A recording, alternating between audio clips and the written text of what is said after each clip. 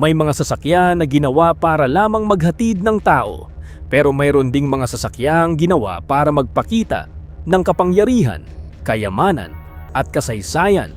Bago pa naimbento ang mga kotse, ang pinakamakapangyarihang hari, emperador at pinuno ng mundo ay gumagamit na ng mga karwaheng napakagarbo. Ang ilan ay nababalutan ng ginto, ang iba ay may libu-libong taong kasaysayan at mayroon ding naging saksi sa pagbagsak ng isang imperyo. Sa video na ito, bibiyahe tayo pabalik sa nakaraan upang tuklasin ang mga pinakakamanghamanghang sinaunang karwahe sa kasaysayan, mula sa mga sasakyang ginamit sa koronasyon ng mga hari hanggang sa mga karwaheng sumama sa pinakamalalaking digmaan at sibilisasyon ng mundo. Pero bago ang lahat, baka pwede mong i-like at i-subscribe ang aking channel. Sobrang halaga po sa akin nito. Maraming salamat po. Simulan na natin. Ano tara? The legendary Gold State Coach of Britain. Hindi lahat ng gintong sasakyan ay komportable. Sa katunayan, ang isa sa pinakasikat na karwahe sa mundo ay kilala rin bilang isa sa pinakamasakit sakyan. Ito ang Gold State Coach ng Britain, isang napakalaking karwaheng ginawa noong 1762 para kay Haring George III. Humigit kumulang 4 na tonelada ang bigat nito at halos 8 kabayo ang kinakailangan upang hilahin ito. Simula noong koronasyon ni William IV noong 1831, halos lahat ng hari at reyna ng Britain ay sumakay rito sa kanilang pinakamahalagang araw bilang monarko. Ngunit sa kabila ng napakagarang disenyo nito na puno ng gold leaf, inukit na kahoy at mga eskulturang inspirasyon ng mitolohiyang Romano, hindi ito naging paboritong sakyan ng mga hari. Inilarawan pa nga ni Queen Elizabeth II ang biyahe rito bilang horrible dahil sa matinding pagyanig habang umaandar. Wala itong modernong suspension. Sa halip, nakasabit lamang ang buong katawan ng karwahe sa makakapal na leather straps, kaya bawat lubak ay ramdam na ramdam ng sakay. Gayunpaman, nananatili itong isa sa pinakakilalang simbolo ng monarkiya ng Britain, Tutankhamun's Golden Royal Chariots. Mahigit 3,000 taon ang lumipas, ngunit nananatili pa ring isa sa pinakamagandang natuklasan ng mga arkeologo ang mga karwahe ng batang paraon na si Tutankhamun. Noong 1922, nang buksan ni Howard Carter ang halos hindi nagalaw na libingan ng hari, 6 na magkakaibang karwahe ang natagpuan sa loob nito. Ang ilan ay para sa mga seremonyang panghari, habang ang iba naman ay pinaniniwala ang ginamit sa pangangaso at posibleng maging sa digmaan. Ang mga karwaheng ito ay gawa sa kahoy, ngunit binalutan ng manipis na ginto at pinalamutian ng mga detalyadong ukit na nagpapakita ng mga tagumpay ng paraon. Kapansin-pansin din ang kanilang magagaan ngunit matitibay na gulong na may 6 na spokes, isang disenyo na naging batayan ng maraming karwahe sa mga sumunod na 1,000 taon. Mas kahanga-hanga pa rito ang paraan ng pagkakagawa. Ang sahig ng karwahe ay hinabi gamit ang mga leather strap upang magsilbing natural na suspension at mabawasan ang matinding pagyanig habang tumatakbo sa disyerto. Napoleon Bonaparte's Mobile Command Carriage. Paano kung ang isang karwahe ay hindi lamang sasakyan, kundi isa ring gumagalaw na opisina ng pinakamakapangyarihang tao sa Europa? Iyan mismo ang naging layunin ng personal na campaign carriage ni Napoleon Bonaparte. Hindi ito simpleng karwaheng pangbiyahe. Isa itong mobile headquarters kung saan kaya niyang magbasa, kumain, magplano ng estratehiya at kahit matulog habang naglalakbay kasama ang kanyang hukbo. Sa loob nito ay may nakatagong mga compartment para sa mahahalagang dokumento, mga mapa ng digmaan, pilak na kagamitan sa pagkain, personal na aklatan, folding bed at maging mga gintong barya at diamante bilang emergency fund. Bawat bahagi ng karwahe ay idinisenyo upang suportahan ang isang emperador na halos buong buhay ay nasa gitna ng kampanya. Ngunit ang pinakakilalang kabanata nito ay nangyari noong 1815 matapos ang makasaysayang labanan sa Waterloo. Habang tuluyang bumabagsak ang imperyo ni Napoleon, nasamsam ng hukbong Prussian ang kanyang karwahe kasama ang lahat ng laman nito. Dahil dito, naging isa itong mahalagang piraso ng kasaysayan na nagbigay ng pambihirang sulyap sa personal na buhay ng isa sa pinakadakilang general sa mundo. The iconic Concorde stagecoach of the American frontier. Bago magkaroon ng mga tren at sasakyan, may isang karwaheng naging simbolo ng paglalakbay sa buong Amerika. Isa itong sasakyang nagdala ng mga tao, ginto, liham at maging ng mga pangarap ng libu-libong naghahanap ng bagong buhay sa kanluran. Ito ang Concorde stagecoach na unang ginawa ng Abbott Downing Company noong 1827 sa New Hampshire. Kilala ito sa matingkad nitong kulay pula at dilaw at sa kakaibang disenyo ng suspension na gumagamit ng makakapal na leather straps sa halip na bakal na spring. Dahil dito, mas nakakayanan ta nitong dumaan sa mabato at lubak-lubak na mga kalsada ng American frontier. Ngunit huwag mong isiping komportable ang biyahe. Ang paglalakbay mula St. Louis hanggang San Francisco ay maaaring umabot ng halos 25 araw.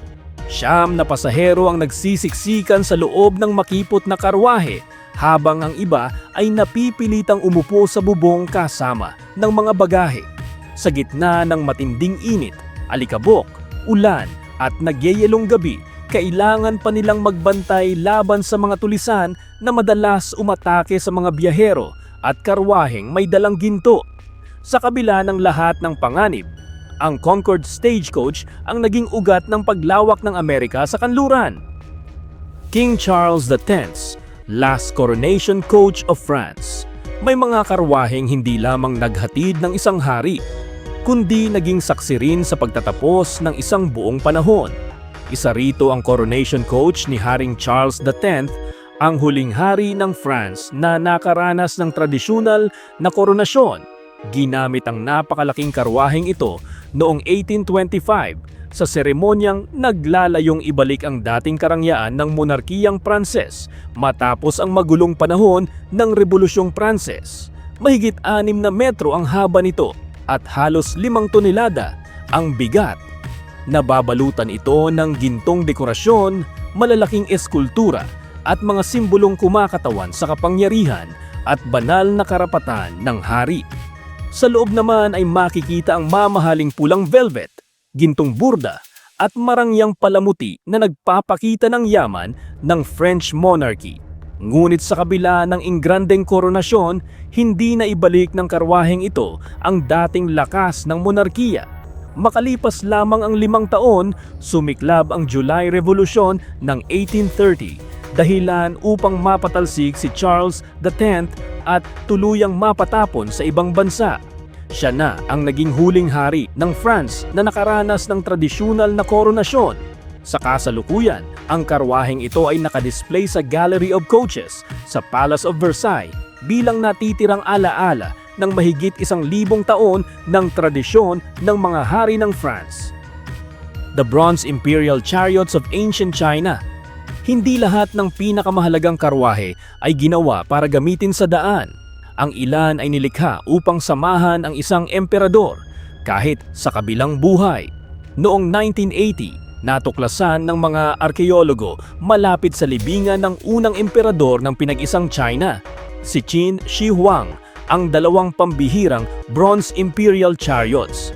Bagamat kalahati lamang ang laki kumpara sa totoong karwahe, itinuturing ang mga ito bilang ilan sa pinakamahuhusay na halimbawa ng sinaunang engineering sa buong mundo. Mahigit 3,400 piraso ng bronze, ginto at pilak ang bumubuo sa bawat karwahe. Ang bawat gulong, kadena, harness, bintana at dekorasyon ay maingat na ginawa at pinagdugtong na parang modernong makina. Ang isa ay bukas na karwaheng ginagamit sa inspeksyon at seremonyal na paglalakbay, habang ang ikalawa ay may nakasarang kabina na pinaniniwala ang inilaan mismo para sa emperador. Mas nakakabilib pa rito ang napakaliliit na detalye. Ang mga bintana ay may bronze screens na nagpapapasok ng hangin habang hinaharangan ang tanaw mula sa labas. Isang konseptong maihahambing sa modernong privacy glass. Maging ang mga kabayong bronze ay may kanya-kanyang ekspresyon at detalyadong kalamnan. Catherine the Great's magnificent imperial carriage. May mga pinuno na ipinapakita ang kanilang kapangyarihan sa pamamagitan ng hukbo. Ngunit si Catherine the Great ng Russia ay may ibang paraan. Ginagamit niya ang kanyang napakagarbong mga karwahe upang ipakita sa buong Europa ang yaman at lakas ng kanyang imperyo. Nang maging Empress ng Russia noong 1762, nagpagawa siya ng ilan sa pinakamalalaki at pinakamagarbong ceremonial carriage sa kasaysayan. Ang pinakasikat sa mga ito ay kasalukuyang iniingatan sa Armory Chamber ng Kremlin sa Moscow. Nababalutan ito ng makapal na gold leaf, mga inukit na kahoy, makukulay na pintura at mga larawang nagpapakita ng kapangyarihan at tagumpay ng Emperatrice. Sa loob naman ay makikita ang mamahaling seda, velvet, brocade at gintong burda na halos bumabalot sa bawat sulok ng karwahe. Hindi lamang ito ginawa upang mangga ang mga tao. Isa itong kasangkapan sa politika. Tuwing may parada, diplomatikong pagtanggap o mahalagang seremonya, sinisiguro ni Catherine na ang kanyang pagdating ay magiging enggrande at imposibleng baliwalain. Para sa kanya, ang karwahe ay isang gumagalaw na simbolo ng awtoridad. The historic Lord Mayor's State Coach of London.